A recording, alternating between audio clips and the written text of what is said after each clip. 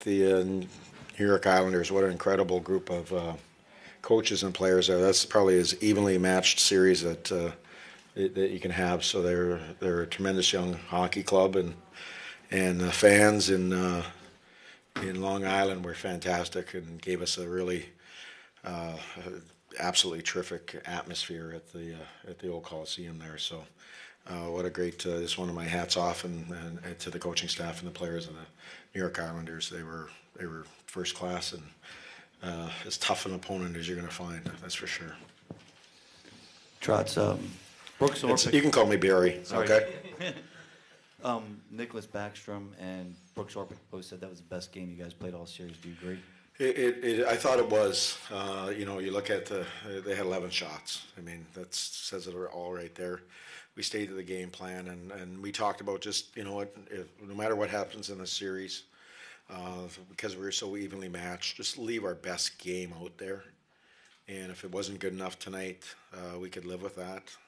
But if it was good enough, then we'll get a chance to move on. And I thought the guys, you know, that was our best game. We let it out there, and full credit to the whole group.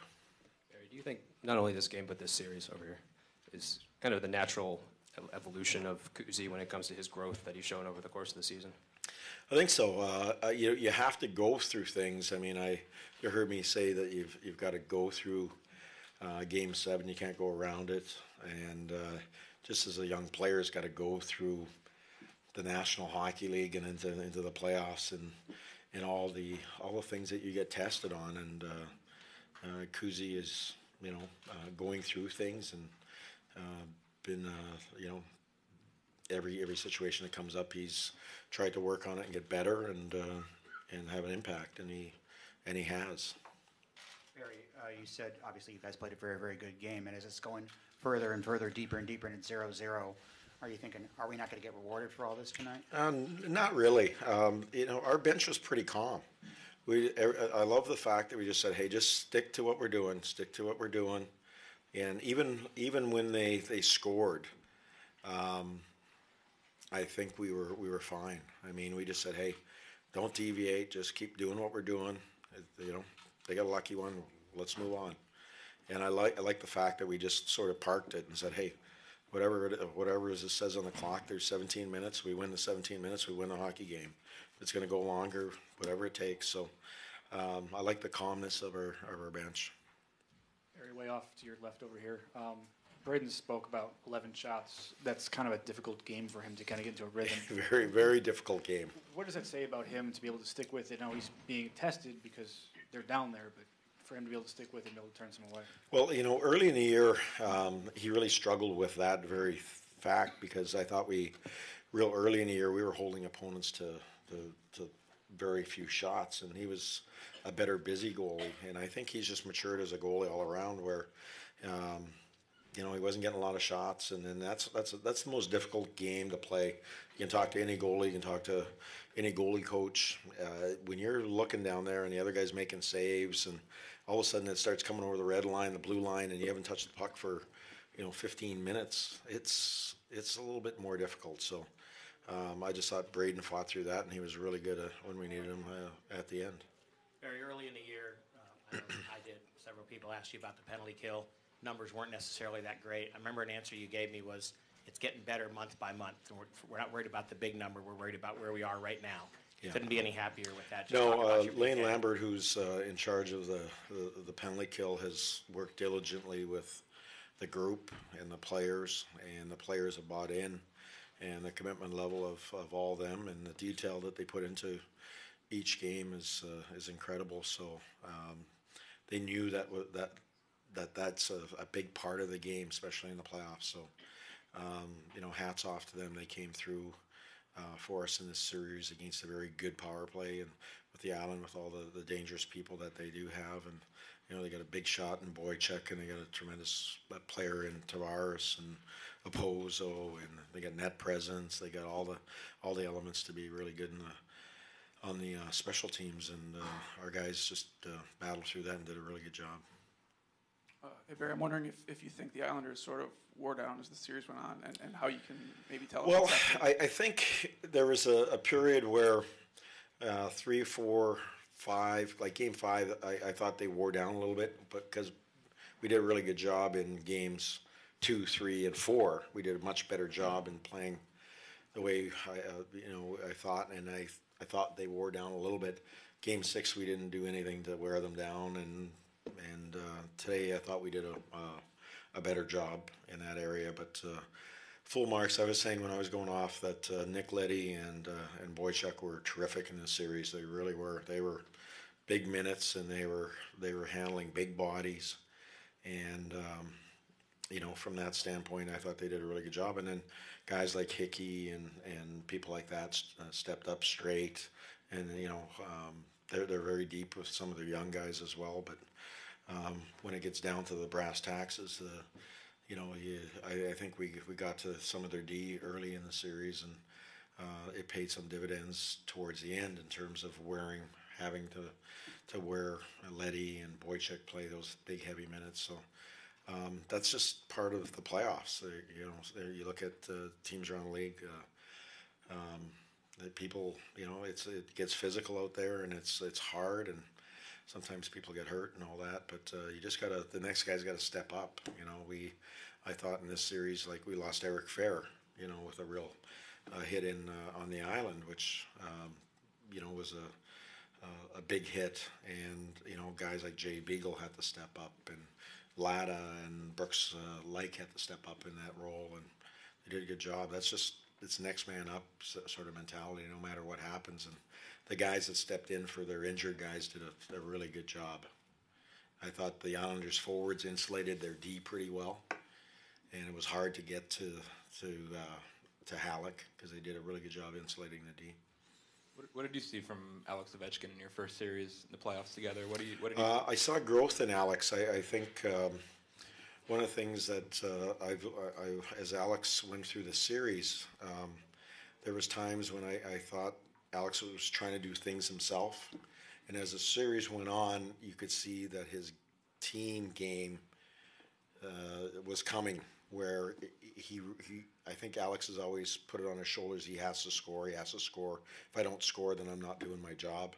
And I think he started to see the value of if I do my job, and if I don't score, I can still contribute. Like he wore Boychuk out or Leddy out, or he made the play on the Ward goal, getting it to Orpik. So there's other ways you can contribute, and I think Alex recognized that we have a team. We're not just Alex Ovechkin or Nick Backstrom. We're a team, and that's, I think, refreshing for him.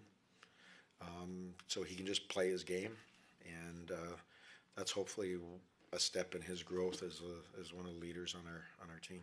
That could be a breakthrough for him, I guess, going forward in the playoffs. Well, we'll see. That'll be always a good test, But as I say, everything that you do in the playoffs, you try to learn from it.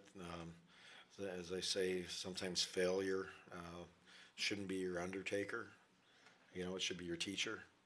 And we had some failures in this series, and it taught us things. And hopefully, it also taught individual players as well. Barry, over to your left.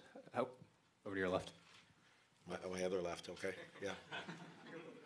How quickly do you now start turning your attention ahead to the Rangers in the next series? Probably in about 35 minutes, and then we'll start working on the Rangers.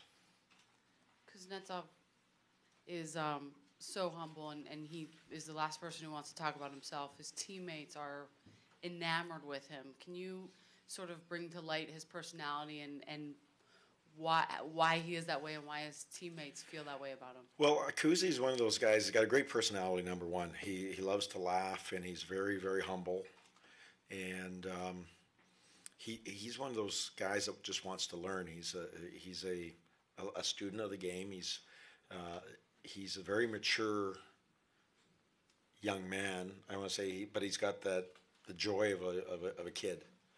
He has joy in his game. He has joy in playing and being at the rink, but he's got the maturity of a really good young man. So he's got the best of both worlds. We always grow up and we lose the boy in us. He's got the boy in his game and his attitude, and he's got the maturity of a good, strong man who's going to be a pretty good hockey player.